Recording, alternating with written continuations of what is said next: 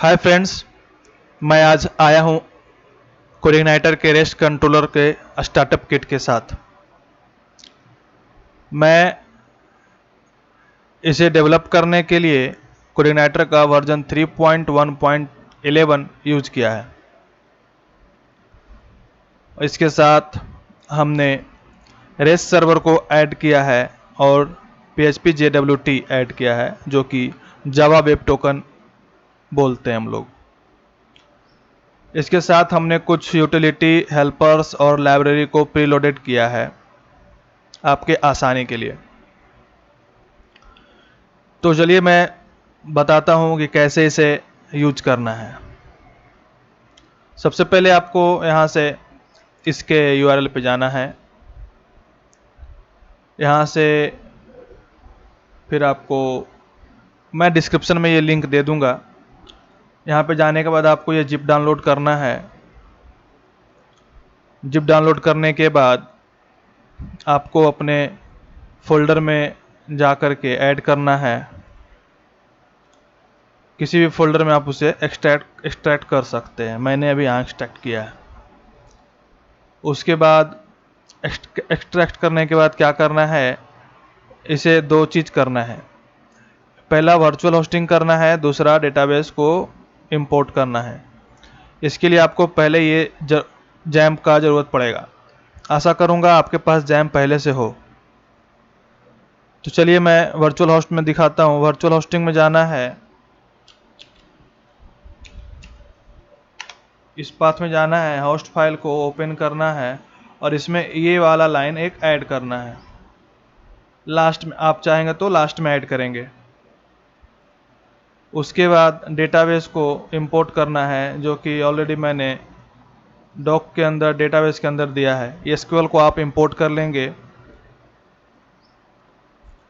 उसके बाद virtual hosting में ये लाइन मैप हो गया। अब मैं वर्चुअल होस्टिंग को मैप करता हूँ जैम्प के अंदर।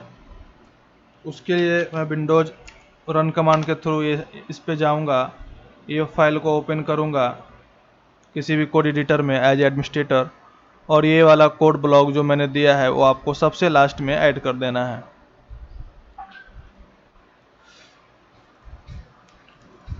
उसके बाद आपका ये URL वर्क करने लगेगा। ये मेरे पे काम कर रहा है क्योंकि ये मेरे में लिस्टेड है। मैंने ये एक पूरा डॉक्यूमेंटेशन दिया है API डेमो के पाथ पे, जिसमें बताया जाएगा कि कैसे कैसे किस किस API को यूज करना है। ये बस एक सैंपल है जो कि सेपरेट दिया गया है API डेमो के अंदर, जो मैं आपको क्विकली डिस्क्राइब कर देता हूँ। ये देखिए, मैंने बूटस्ट्रैप ऐड किया है पहले से, CryptoJS ऐड किया है, font awesome, jQuery confirm, jQuery UI और jQuery।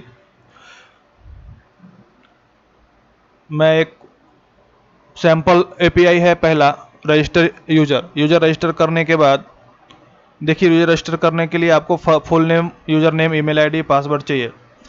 ये डेटा अगर बॉडी में फॉर्म डेटा के साथ भेजते हैं इस URL पे, तो आपको सक्सेस रिस्पॉन्स आएगा। आपने कोई भी रिक्वेस्ट में कोई भी गलती की हो तो आपको यह रिस्पॉन्स के साथ वो मैसेज भी आ जाएगा कि आपने कहाँ गलती किया है। सिमिलरली सेकेंड API है लॉगिन यूजर का। यूजर रजिस्टर्ड होने के बाद आप इस पाथ पे पोस्ट रिक्वेस्ट करेंगे यूजर नेम और पासवर्ड के साथ, तो पूरा पासवर्ड वेरीफाई होने के बाद वो एक टोकन जनरेट करेगा, जो कि आपको ऐसे वो रिस्पॉन्स में रिटर्न करेगा।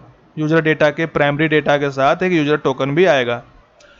तो फर्दर आप क्या करेंगे, इसके बाद इस दो प्रोसेस के बाद आपके पास एक टोकन आ गया। अब इस टोकन को यूज करके आप इसके आगे वाले किसी भी API को यूज कर सकते हैं, एक्सेस कर सकते हैं, रिक्वेस्ट भेज सकते हैं। फिर आपको किसी भी लॉगिन की जरूरत नहीं पड़ेगी। तो देखिए, तीसरा API है क्रिएट आर्टिकल। वो इस API को कॉल करेगा पोस्ट मेथड के साथ, जिसमें ऑथराइजेशन करके एक हेडर की जाता है, जिसमें वो वैल्यू होता है जो कि आपको पहले से यहाँ मिला था। उसके साथ आप जो भी डेटा भेजेंगे वो एक्सेप्ट करेगा। एपीआई उसे एक्सेप्ट करेगा क्योंकि ऑथराइजेशन से वो आपको वेरीफाई कर चुका होता है।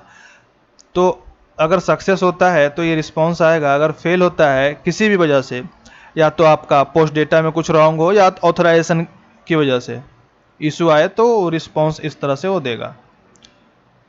सिमिलरली गेट आर्टिकल, आप इस एपीआई पे गेट रिक्वेस्ट भेजेंगे तो आपको सारा डेटा रिस्पॉन्स में मिल जाएगा। गेट के साथ स्लैश करके 1, 1, 2 या 3 कुछ भी सेंड कर सकते हैं। अगर 1 भेजेंगे तो सिर्फ 1 का डेटा आएगा, 2 भेजेंगे सिर्फ 2 का डेटा आएगा, 3 भेजेंगे सिर्फ 3 का डेटा आएंगे। अगर कुछ भी नहीं भेजेंगे तो हमने 100 का लिमिट लगाया है तो 100 रिकॉर्ड आएंगे। इसे भी हिट करने के लिए आपको गेट रिक्वेस्ट के बाद आपको हेडर के साथ एक ऑथराइजेशन की भेजना ही होगा, अदरवाइज वो रिस्पॉन्स आएगा। ठीक है, तो आशा करता हूँ आप लोग इसे समझ चुके होंगे। कोई परेशानी, कोई दिक्कत आए तो आप हमें यूट्यूब के इसी चैनल पे कमेंट कर सकते हैं। धन्यवाद।